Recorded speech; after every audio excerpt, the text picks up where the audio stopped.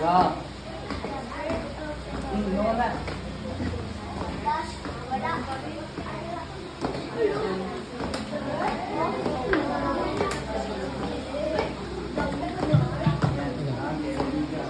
The birth of the world.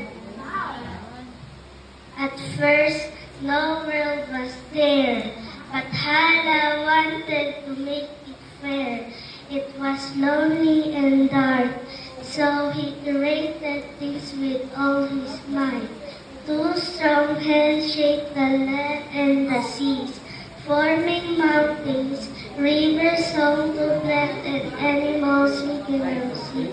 Bright stars lit up the night, sun and moon shone big and bright. The world will no longer be lonely and dark.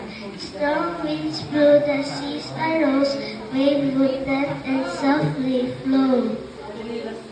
Big trees grew for big paradise land, home for a bird that soared the sky.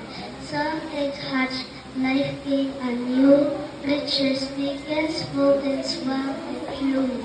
Several islands rose from the sea, a home for all in harmony. A strong man and a beautiful woman stood in line, born from bamboo, wood and kind.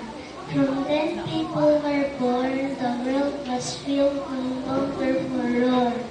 Tribes wrote songs of Hala's mind, his devotion built across the land. Okay.